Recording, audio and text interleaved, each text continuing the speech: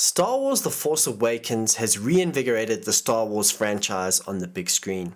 It's blown away the US box office record, but it's left Star Wars fans with a burning question.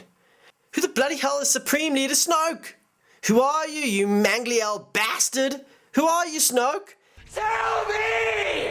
Supposed concept art, which leaked before the release of the movie, had me convinced that Snoke was indeed Darth Plagueis the Wise, the murdered master of Darth Sidious, he who had power over death. Now the rumor was supported by leaked images that showed Snoke as immune, the same race as Darth Plagueis is depicted in the expanded Star Wars universe. The novel Darth Plagueis was written by James Luceno and is my favorite novel in the Star Wars expanded universe. It brilliantly paints a picture of Plagueis patiently working behind the scenes as he discovers, trains, and then masterminds the ascent of Palpatine and himself to the office of Supreme Chancellor of the Republic. Palpatine, aka Darth Sidious, betrays Darth Plagueis, killing him on the eve of his ascent to become the Supreme Chancellor. He made him drunk and then killed him in a drunken slumber. Now remember, this is all part of the expanded universe and is thus no longer considered canon. So the whole Snoke is Plagueis theory that everyone is in love with was centered around a few key assumptions. Firstly, that Snoke was immune, which we've seen the movie now, he clearly is not. He's clearly human. Second, that Plagueis cheated death. Now in the novel, it does clearly state that he didn't cheat death, and that he's dead. Dead as a flippin' doornail. The only way that Snoke could still be Plagueis is if Plagueis was able to transfer his essence into a new body. A trick he perhaps learnt from Darth and Dedu's holocron, or Darth Bane. If this happened, the body that Snoke is in now, in The Force Awakens, actually becomes irrelevant, as Darth Plagueis could have transferred his essence into any old guy. Or gal, for that matter. Or dog. No, that's not right. So be that as it may, I believe that Snoke is now definitely not Darth Plagueis.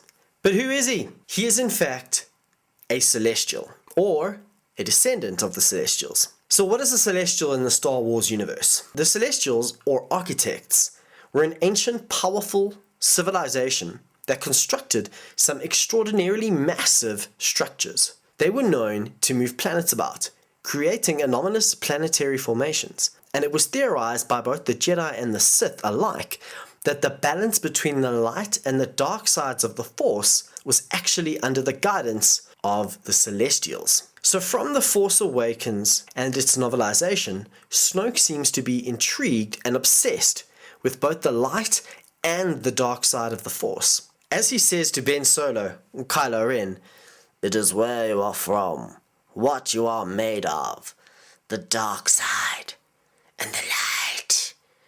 The finest sculptor cannot fashion a masterpiece from poor materials. He must have something pure, something strong, something unbreakable with which to work." It's probably not how he says it. Then let's consider Starkiller Base.